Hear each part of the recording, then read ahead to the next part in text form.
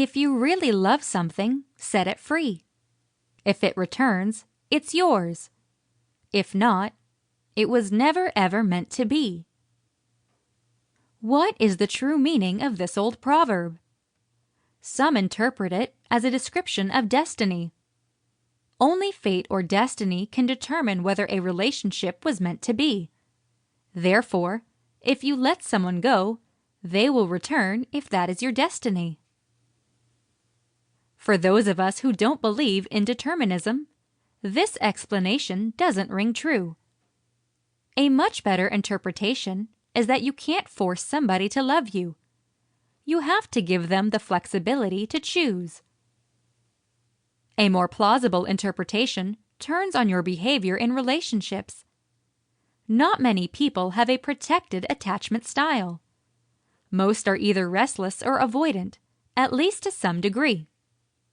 Both types of insecure attachment style are generally grounded in fear of abandonment, rejection, or criticism. But the behavior manifesting of a distressed attachment style is not the same as that of the avoidant attachment style. It will generally generate clingy behavior and an important need to be with other people all of the time.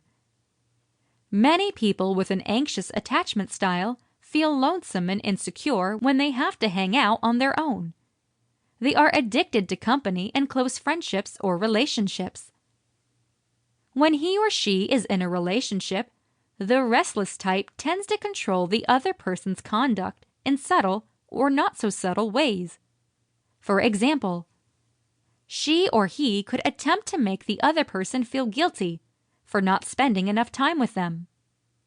They are pretty quick to show jealousy, which is another way to try to make the other individual spend more time with them. Nervous types feel worse in less dedicated relationships than in committed relationships. But even a firm commitment is not enough to make them feel protected. They continue to be horrified that the other person will leave.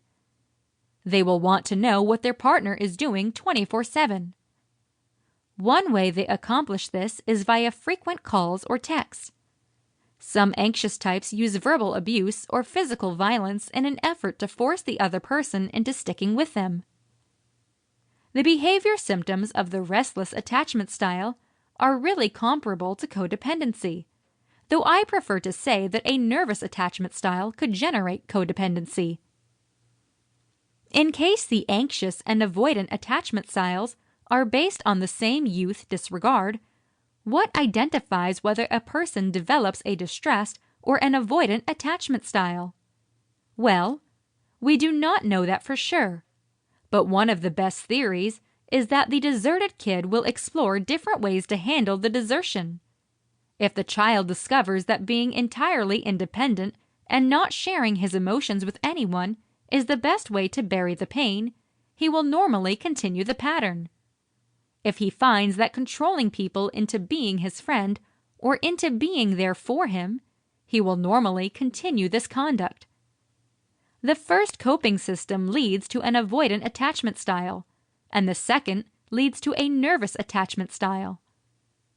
Though restless types have a tendency to form longer and more dedicated relationships contrasted with the avoidant types, their relationships seldom last a lifetime.